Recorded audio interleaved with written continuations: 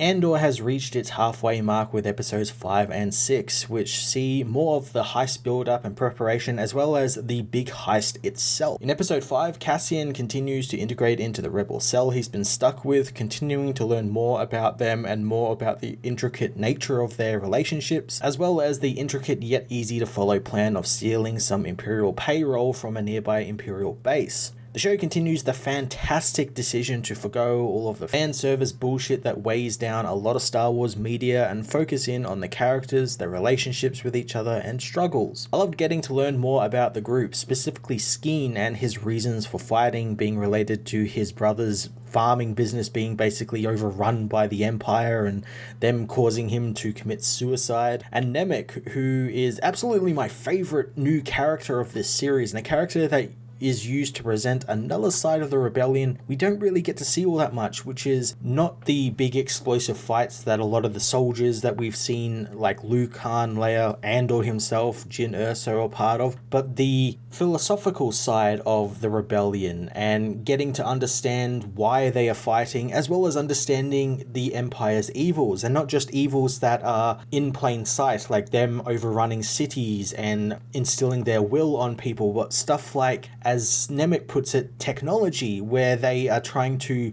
cause a shortage in certain technologies so that people will rely on their versions of that technology and become reliant on what the Empire provides, and thus in turn limiting people's freedom and choice, which is really an interesting way to take this look at the Empire and what their goals are. It's really interesting to see something like that being brought up in a TV show like this, and it's so cool to see that get the forefront instead of big action sequences and lasers and lightsabers and ships and everything. Cassian also comes to blows with Skeen over why he's doing what he's doing, and it's just really to keep tensions up, but I like their dynamic, especially between Diego Luna and Ebon Moss-Baccarat. They have a great chemistry that's very much sort of like they are the two big swinging dicks of the group and they're coming to clash, and I like that we get to learn a little bit more about Nemik and his backstory and everything, and how he is trying to posit that Andor isn't in it for the right reasons. He's in it for the money, and that's not good enough for a lot of them, but a lot of the other guys don't really care. And I like that they aren't made to like each other. Like, there is no part in the episode where they all start sort of bonding with one another and becoming good friends and all that sort of stuff like you would see in a movie or another TV show. They are just people here to do a job, and they're going to do it, and if they succeed, they succeed. If they fail, they all die. It's nothing for them.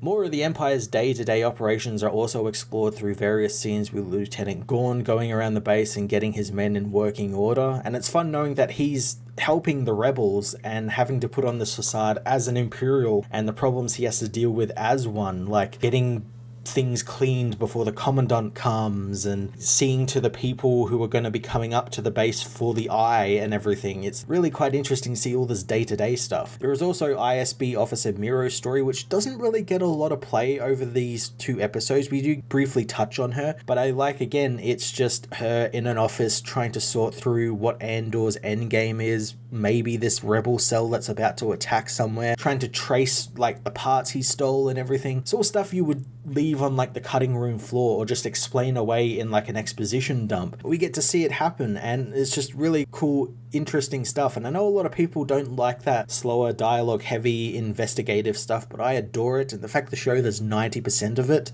is brilliant.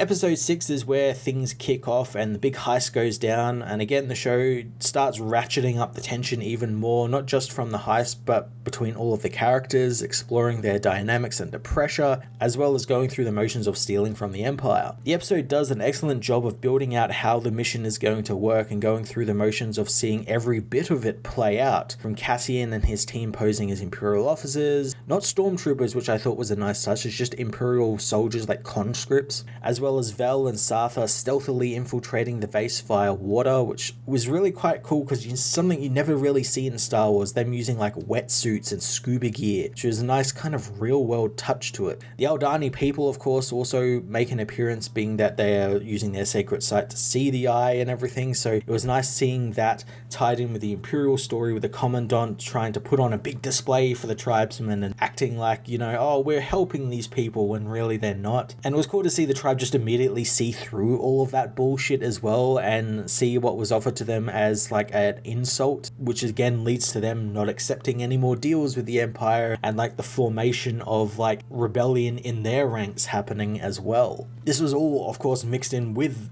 the actual heist, which again keeps ramping up the tension until there's a big explosive moment where just all hell breaks loose. The plan starts to fall apart a little bit, and it leads to obviously characters dying, which was absolutely going to happen. This is a prequel to Rogue One, a movie that killed off 90% of its characters. What was interesting though is the people it decided to kill, starting with Gorn and Barcona, two Imperial related characters that I was sure going to end up being the first kind of true defectors from the Empire. And then of course Nemik, who really got the worst kind of painful death of the series so far, even mirroring K2SO's death with him telling Cassian to climb the ship out of the eye before they all died. And it was just really heartbreaking to see this young kid who had this great sort of doctrine of why the Empire is evil and why he fights and why everyone should fight, be killed by something so careless as like an unsecured piece of cargo. Is very unceremonious and kind of fitting with the overall tone of the series. The big shock of the episode, of course, was Skeen's death, with the character revealing that all the stuff he told Cassian about his brother wasn't real at all, and he's really just in it for the money, even wanting to split it with Cassian and kill the others and leave with him, which leads to Cassian just immediately shooting him dead, which again is very fitting of Cassian, and it's a stepping stone towards the colder Cassian we see at the beginning of Rogue One, where he murders that rebel spy who broke his arm and was going to just slow him down. With the heist now over, this means that this quote-unquote arc of episodes is now over as well, and next episode begins a new arc, which is a really cool way of telling stories. I like that it's not just one drawn out plot like The Mandalorian or